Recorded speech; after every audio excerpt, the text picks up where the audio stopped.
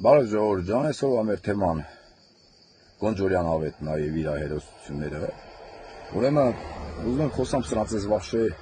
մարդ տեսակի մասին։ Չգիտեմ սրանք ինչ երևույթներ են, բայց ինքն ու ախպերը կոնկրետ sense ասեմ։ Ուրեմն շուտով կանդրադառնամ ինչի համար եմ սրանց մասին sense արտահայտվում երկու ախպոր մասին։ Այս Ավետ Գոնջորյանը, որ ժամանակին հետը շփվել է, նաև շփվել է մի հատ լավ մարդ տեսակի հետ, շնորհակալ եմ Աստծուն, որ ճանաչել եմ Նայիրի Հակոբյանին, այո, Նայիրին մի հատ շատ հոյակապ անձնավորություն է, մի 20-30 անգամ իրար հետ միասին հաց ենք կերել, միգուցե եւ կարող ավել լինի։ Ուրեմն սրանք երկու աղբերով պարոն վարչապետ թաթախված են լիքը մոտ գործերի մեջ, որի մեջ նաև ես եմ թաթախված եղել, շին թույլտվություններ ես կողմ են կողմ։ Իհարկե ես սխալվեցի, ընկնելով որոշ թիմակիցների խելքին։ Ես չպետք է մտնեի դրանց տակ, բայց ժամանակ ես դրա մասին կխոսամ, խի մտա ու ոնց մտա, ու որտեղ խաբվեցի, որտեղ գցվեցի, ու որտեղ մարդիկ էլի գցվեցին։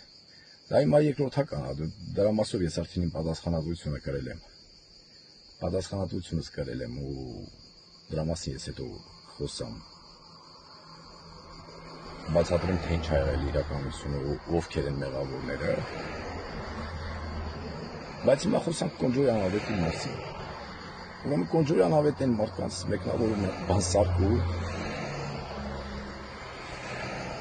բամբասկոտ, կինար մատա ոնց է բամբասեմ։ Ուրեմն որ այդ իմ գործերը խառնվում, այս Գոնջորյան ավետը գալիս է մեր խանութ, որտեղ աշխատում է իմ մայրը, իհարկե նաև կան աշխատողներ, եւ կան բարեկամներ, որ ներկա են եղել։ Տվյալ ավետ Գոնջորյանը գալիս է, թե բա ինձ ուղարկել է Հայաստանի Հանրապետության վարչապետը, երևի վարչապետին մի 4 անգամ ինքը կամ 5 անգամ մոտիկից տեսածել ինքան տեսած չգիտեմ, անձնապես որ ինքը շփված լինի այդ երևույթը, որի մասին որ ես խոսում եմ, թե բա ինձ ուղարկել է Հայաստանի Հանրապետության վարչապետը եւ իմ ախպերը տեղյակ է։ Ես եկել եմ Թաթուլը մեզ փող պետք է տա։ Մարդկանցից փող ա վերցրել, այդ փողը պետք է հետ տա։ Նախ եթե դու գիտես, որ դա այդտեղ կա հանցագործություն, դու իրավունք չունես գալու մեր խանութ եւ ինչ-որ մի բան պահանջել։ Քանի որ քու եղբայրը Հայաստանի Հանրապետության ազգային ժողովի այդ ժամանակ հանդիսանում էր Հայաստանի Հանրապետության ազգային ժողովի պատգամավոր, իսկ երկրորդ հերթին դու դրա մասին իմանալով հանդերձ ոչ թե պետք է գայիր ու մի 20 հոգով պետք է գայիր, դու պետք է ոստիկանություն հաղորդում տայի, որ ես կատարել եմ հանցագործություն։ Բայց քանի որ գիտեք, որ ես այդ ամեն ինչի մեջ մենակ չեմ եղել, ու կան դեռ լիքը հարցեր, ու կան մարդիկ, որոնք որ այդ գումարները վերցրել են եւ հայտարարում են, որ ես իրենց յանամ թե տվել եմ պարտքով, դա արդեն իրենց հայտարարելուն է, իսկ օրենքից թվում է հավասար, ինչ չի թվում, այսինքն հավասար բոլորի համար։ Ու Ավետ Գոնջորյանը մայրիկիս ասում է, որ վերջը պետք է խանութը պարսկի տեղ կարգ մեզ։ Հիմա լսի, Ավետ Գոնջորյան, ես քեզ ինչ եմ ասում։ 100 տարվա սրիկա, 100 տարվա խափեփա, որը որ դու նաև դատապարտվել ես։ Այդ դու քանի գլուխ ունես որ գաս իմ խանութ։ Մի հատ էլ բարձրաձայն ես նման թեմաներ ու մի հատ էլ 10 Հայաստանի Հանրապետության վարչապետի անուն ազգանուն ու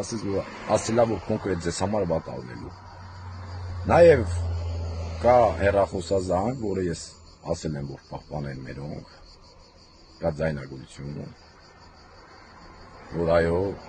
ավետին զանգել են եւ ավետը զանգել է եւ ավետին հետ են զանգել, նաև կա այդ ձայնագրությունը, բայց պարոն վարչապետ ես խնդրում եմ կամ չգիտեմ, որպես Հայաստանի Հանրապետության քաղաքացի, որպես ձեզ նվիրյալ անձ, ես դրա մասին նաև տեղեկացրած եմ եղել ձեզ, պարոն վարչապետ, նաև այլ կուսակցականի մասով եմ տեղեկացրած եղել ձեզ,